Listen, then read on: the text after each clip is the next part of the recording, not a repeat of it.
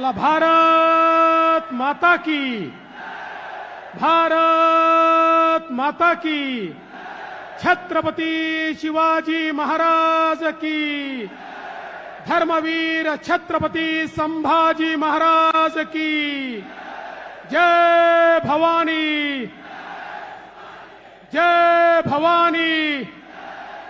बोलो भगवान बिरसा मुंडा की, भगवान बिरसा मुंडा की, जय श्री राम, जय जय श्री राम। अरे तुमचा आवाज मोठा आहे का माझा मोठा आहे बघू जरा। जय श्री राम, जय जय श्री राम। हिंदवी स्वराज्याचे सरसंस्थापक छत्रपती शिवरायांना मानाचा मुजरा करतो।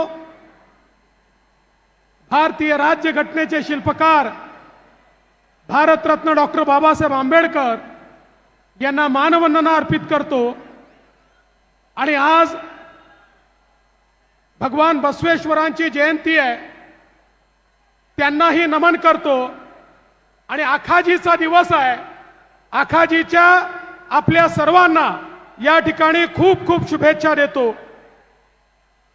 5च मिनिटात आपल्या सर्वांचे लाडके नेते आणि अखिल विश्वामध्ये सर्वाधिक लोकप्रिय असलेले माननीय मोदीजी या ठिकाणी पोहोचतायत।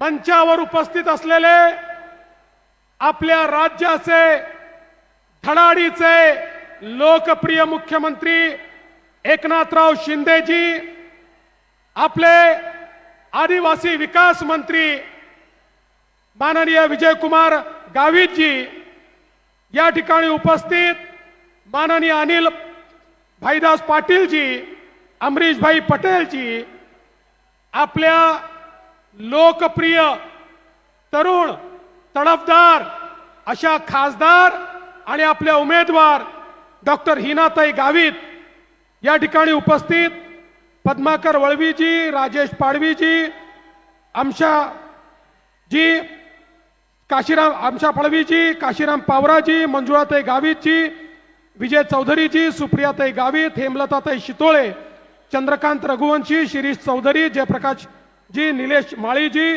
बबनराव चौधरीजी, अभिजित मोरेजी, अरविंद कुंवरजी, मंचावरील सर्व मान्यवर, कोणाचे नावं राहून गेले असतील तर नावं लिहिणाऱ्याची चूक आहे, माझी चूक नाही आहे, त्यामुळे त्यांची माफी मागतो। आज अखाजीचा दिवस आहे आणि या दिवशी प्रधानमंत्री मोदीजी आपल्यामध्ये येत आहेत आणि म्हणून मी खरं म्हणजे आपल्या सर्वांचं या ठिकाणी मनपूर्वक स्वागत करतो। आणि आपण या ठिकाणी उपस्थित झालात त्यामुळे पहिल्यांदा अहिराणी भाषेमध्ये कासा शेत नंदुरबार लोके मी तुम दर्शन लेवा इले, त्यानंतर आपल्या सगळ्यांना मी या ठिकाणी आपलं स्वागत करतो। कहकेही नंदुरबार करे तुम्हा केरा आलूनु हो, आखा हा जो से के मी तुमहू मेव्यानु अवलू से। आता या तिन्ही भाषांमध्ये तुमचं स्वागत केलंय, याच्यापेक्षा जास्त मला या भाषा येत नाहीत आणि म्हणून आता मराठीमध्ये या ठिकाणी बोलतो। बंधू भगिनींनो, 2014 पूर्वी महाराष्ट्रात लोक म्हणायचे नंदुरबार महाराष्ट्रातला शेवटचा जिल्हा आहे, गुजरात आणि मध्य प्रदेशच्या बॉर्डरवरचा शेवटचा जिल्हा आहे। मात्र 14 साली मोदीजी देशाचे प्रधानमंत्री झाले आणि मोदीजींनी सांगितलं हा शेवटचा जिल्हा नाही, हा महाराष्ट्रातला पहिला जिल्हा आहे। महाराष्ट्राची सुरुवात ही नंदुरबार पासून होते आणि म्हणून त्या ठिकाणी मोदीजींनी सांगितलं हा आकांक्षी जिल्हा आहे आणि महाराष्ट्रातला सर्वोत्तम जिल्हा हा नंदुरबार जिल्हा झाला पाहिजे। याकरता मोठ्या प्रमाणात या ठिकाणी काम सुरू झालं। आमच्या हिनाताईंना 2014 साली तुम्ही निवडून दिलं, 2019 मध्ये निवडून दिलं।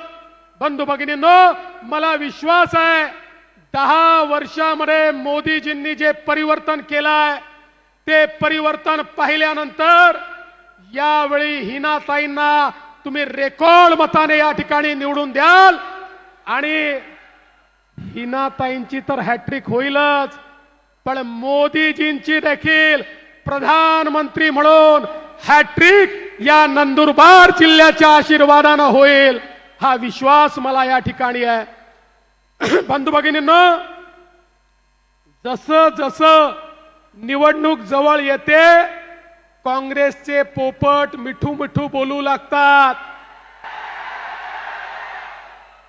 14लाही बोलले, 19लाही बोलले आणि 24ची निवडणूक आल्याबरोबर काँग्रेसचे मिठू बोलायला लागले की आता मोदीजी निवडून आले तर देशाचं संविधान बदलणार।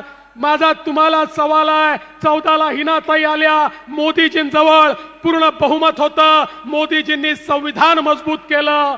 19ला हिनाताई आल्या, मोदीजींजवळ पूर्ण बहुमत होतं, अरे मोदीजींनी केवळ संविधान मजबूत केलं नाही तर संपूर्ण देशामध्ये जम्मू काश्मीर सहित मोदीजींनी भारताचं संविधान लागू केलं।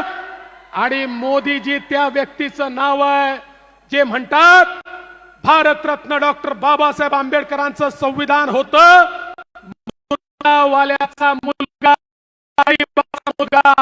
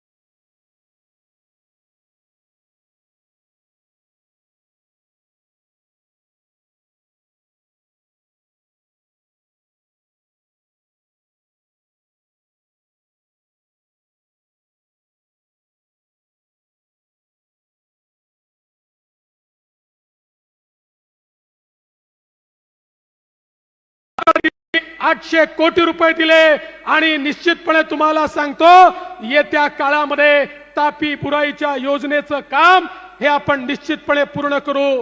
तापी नर्मदा वळण बंधारा ज्याच्यामुळे मोठ्या प्रमाणात या जिल्ह्यामध्ये सिंचन होणार आहे त्याचंही काम या ठिकाणी पूर्ण करण्याचा मी या संकल्प घेतो। आणि एवढंच नाही तर उकाईचं जे बॅकवॉटर आहे, उकाईच्या बॅकवॉटरच्या माध्यमातून मोठ्या प्रमाणात या नंदुरबार जिल्ह्यामध्ये आपल्याला सिंचन करता येणार आहे, तेही काम या ठिकाणी आपण पूर्ण करणार आहोत। आणि त्या ठिकाणी उपसा सिंचन योजना करून नंदुरबार जिल्ह्यातल्या प्रत्येक शेतकऱ्याच्या शेतीला पाणी देण्याचं काम हे एकनाथराव शिंदेजींच्या नेतृत्वात महाराष्ट्रातलं सरकार करेल।